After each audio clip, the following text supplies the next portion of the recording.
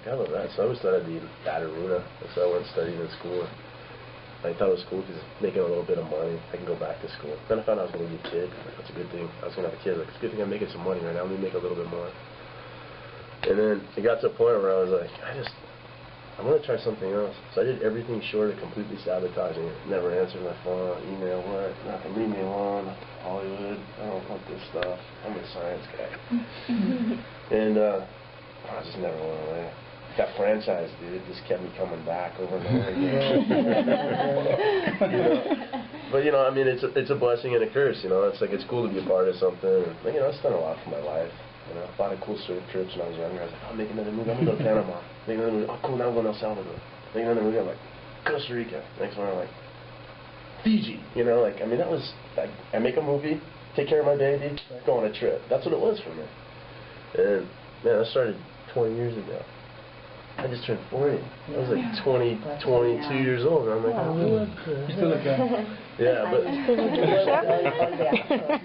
Now it's how yours the movie. Yeah. Only you're the protagonist in this movie. And Rodriguez, all the Rodriguez let me finish this real quick. Well, I want to say the thing that's crazy. So now I'm like, you know what? Let me try.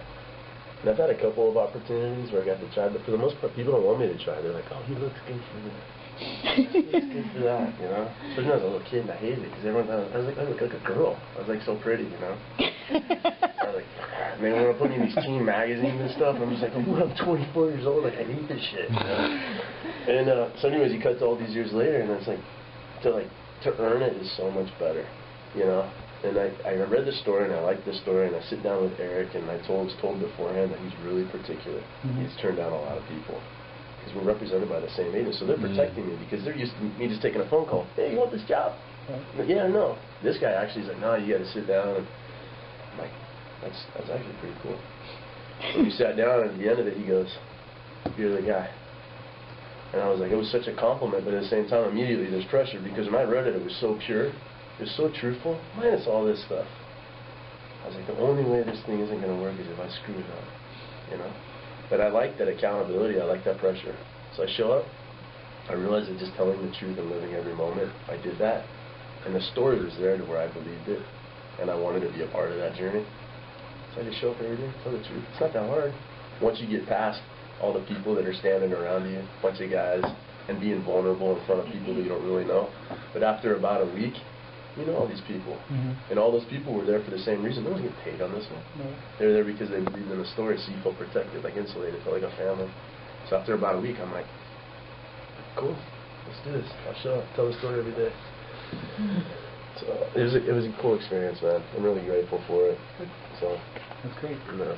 And did you learn something about parenting?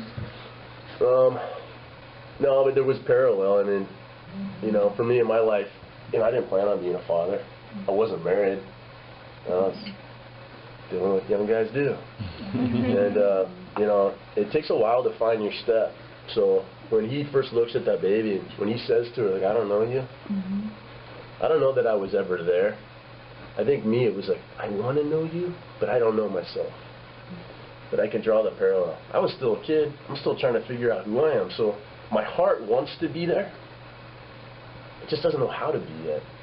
And then over time it develops, you know. It's like she just turned 15 years old, and I'm like, in terms of timing, it couldn't have worked out any better because I'm in the place. I'm there. I'm really committed. Where I always wanted my heart to be, my heart's there. That's number one. That's my favorite thing in my life. If I would have had her at 20, maybe I would have missed it. It's crazy to think about it. But 5 years was huge. So if I had her at 20, I wouldn't have figured it out until she was out of the house. You know? So in terms of timing, it couldn't have worked out any better. So I look at it in terms of like significance and what's going on. The thing that's crazy for me is like it spoke to me on what I thought was just a pure and very honest kind of level. What I didn't realize is what the machine represented. What it really represented. This machine, that's life. For all of us. Right? And then all these other things that are going on, these are all these balls that we're juggling. Right? It's career, it's girlfriend, it's maybe wife, I don't know. What is this? Right? Ambition, all that stuff. The balls hit the floor. The guy had to just give in to the circumstance. Fuck it. Still cranking the machine. And finally he goes, wait a minute. It's all about this. It's what's inside of it. Everything just melts away. And then when he found it, he connected. And then there's nothing that was going to stop him. That was his win. And I was like, holy shit. When I realized that machine was my crazy-ass life, and I'm trying to juggle all these damn balls, I was like, it isn't about Nolan and a baby. This is about just life. This is about what we all do.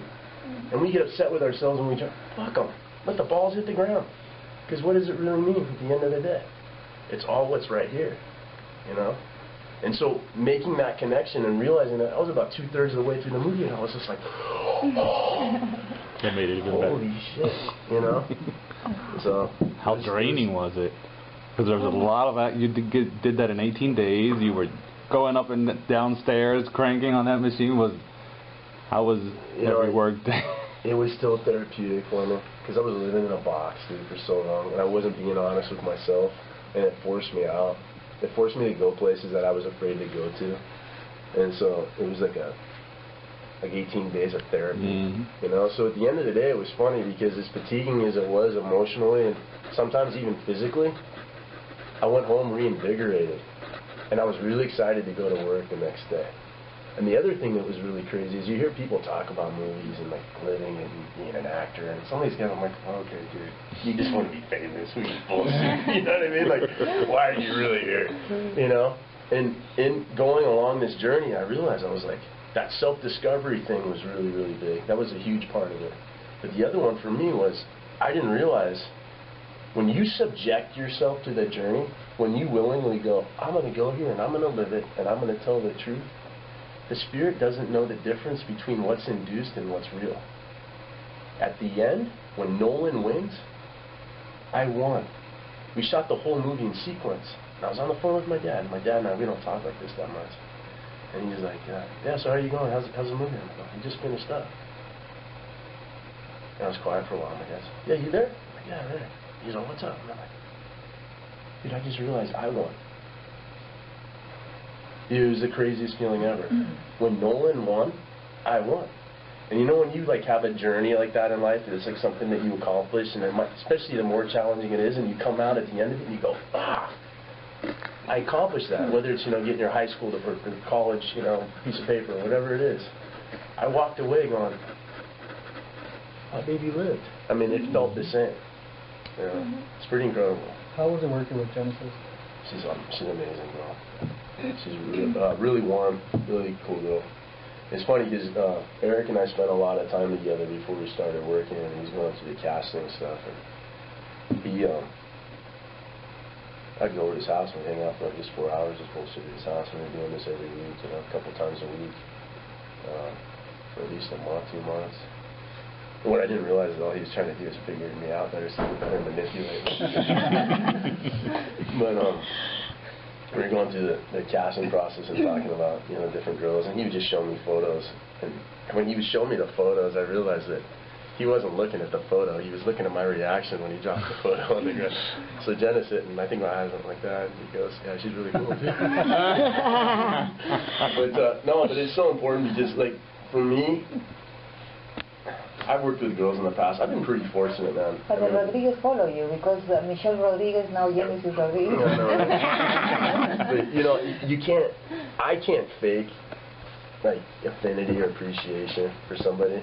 Like, if it's a diva, that's not going to work. Mm-hmm. You know what I mean? It had to be somebody who's coming from a pure place in order for me to, like, feel like I could connect with her. And she's just warm. She's an easy girl to fall in love with. Let's just put it that way. It wouldn't take much. You know, she'd have you like really quick.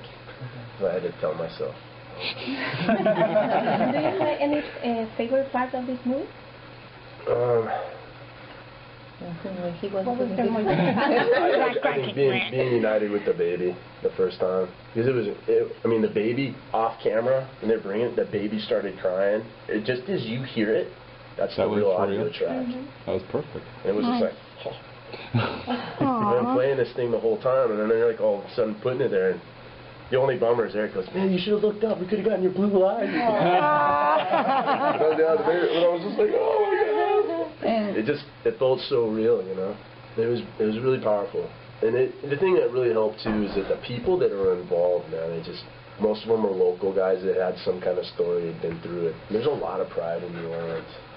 You know, the Fleur-de-Lis, you know, that little, it's like, if you live there, you have that tattoo now, especially if you went through Katrina.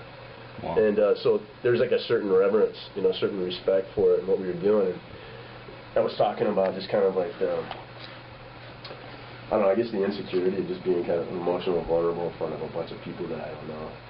But it was after about, I'd say, you know, a few days, but maybe say a week, people start revealing what's going on and why they're really there. And I was like, oh, wow, everyone here has been moved by it. Like, that's why they're here. It's not for a job.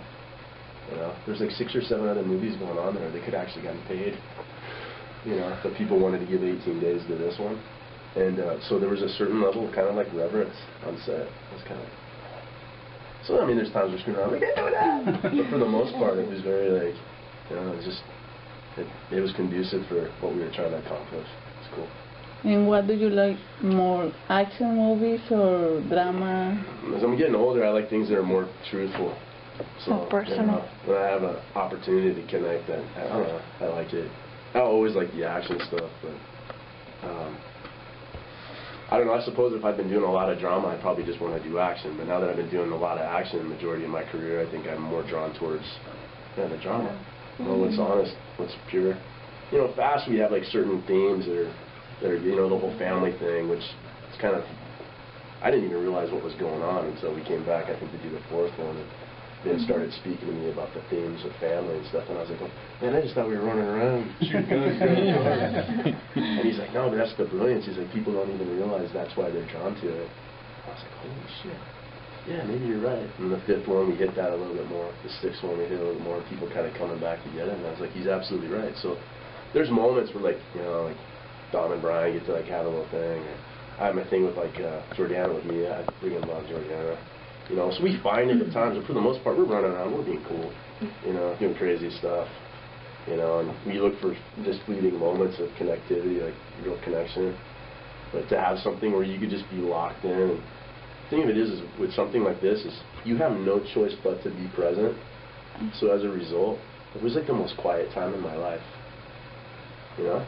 I didn't have time to like be on the phone or concern myself with what was going on at home, because I had to just be in it. It was just committed. And I think as a result, that's also part of the reason why there was like a lot of self-realization that helped me kind of better see my life once I stepped away from it. I was like, wow, I just had more clarity. And during the film, did you have a chance to talk with people around about their experiences over there? Yeah, mainly from the crew, you know, the guys I was working with, like I mentioned earlier, and what they went through. And if their story wasn't real dynamic, it was what their cousin or what their aunt went through, or, you know, somebody went through something really traumatic. Like what the Filipinos are dealing with right now, you know, it's heavy. But the thing that's crazy is, like, with all this stuff, it's like, you know, I've been to a bunch of spots, and I went to Chile after, you know, we had that earthquake and tsunami there. I was in Haiti right after Haiti, and went to the Philippines, got to Indonesia. Indonesia got hit with the tidal wave too. And the thing I like about stuff like this is, like, you know, you see the dark, you know, those guys that are running around, the thugs that are running through the hospitals, they're raiding stuff. We always have that, you know, people that are like the predators, they're taking advantage of the victims and people, you know, in a dark time. But overwhelmingly, people are good. And there's more good people on this planet than bad people, you know?